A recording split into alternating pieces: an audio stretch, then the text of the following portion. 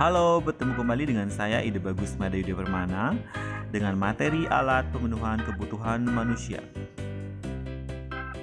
Alat pemenuhan kebutuhan manusia itu ada barang dan jasa. Barang dapat dibagi menjadi beberapa bagian. Yang pertama, barang berdasarkan cara memperolehnya. Kedua, barang berdasarkan hubungannya dengan barang lain. Ketiga, barang berdasarkan tujuan penggunaan. Yang keempat, barang berdasarkan prosesnya. Berdasarkan cara memperolehnya, barang dapat dibagi menjadi 3 bagian. Yang pertama, barang ekonomi. Barang yang untuk mendapatkannya memerlukan pengorbanan. Contohnya, uang untuk membeli barang. Yang kedua, barang bebas. Barang yang untuk mendapatkannya tidak perlu ada pengorbanan. Contohnya, sinar matahari. Yang ketiga, barang ilit. Barang yang jika ketersediaannya sangat banyak dapat menimbulkan kerugian atau bencana untuk manusia itu sendiri. Contohnya, air, api, dan lain-lain. Berdasarkan hubungannya dengan barang lain, barang dapat dibagi menjadi 2 bagian. Yang pertama, barang substitusi. Barang yang memiliki peran untuk menggantikan barang lain.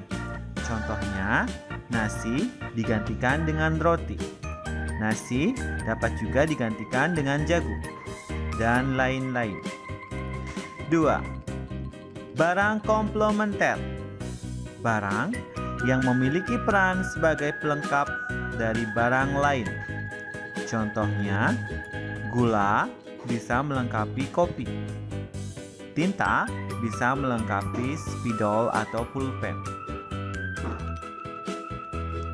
Berdasarkan tujuan penggunaannya, barang dapat dibagi menjadi 2 bagian. Yang pertama, barang konsumsi. Barang yang ditujukan untuk langsung digunakan dalam memenuhi kebutuhan manusia. Contohnya, buku, tas, dan lain sebagainya yang tidak perlu diolah lagi. Yang kedua, barang produksi. Barang yang ditujukan untuk memproduksi barang lain. Contohnya, mesin produksi. Berdasarkan prosesnya, barang dapat dibagi menjadi 3 bagian. Yang pertama, barang dasar atau bahan mentah. Barang yang belum mengalami proses pengolahan apapun. Contohnya, daun teh, kayu gelondongan, dan ulat sutra.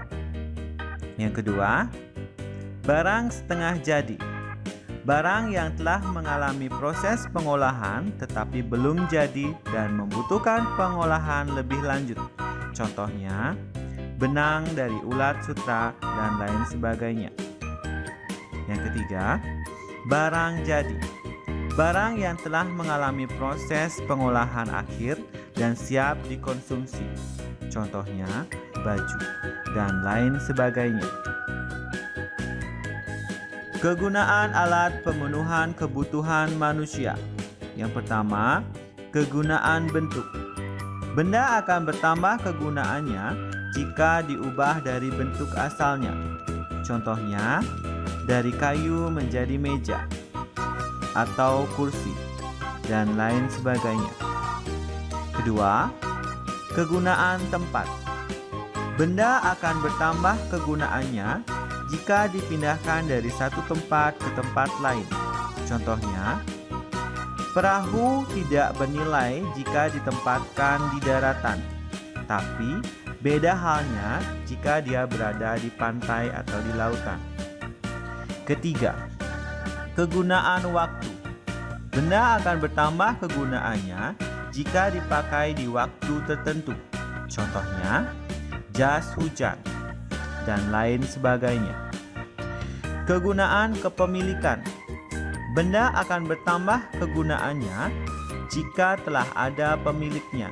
Contohnya, rumah atau tempat tinggal, dan lain sebagainya. Sekian materi tentang alat pemenuhan kebutuhan manusia. Sampai berjumpa kembali di materi berikutnya.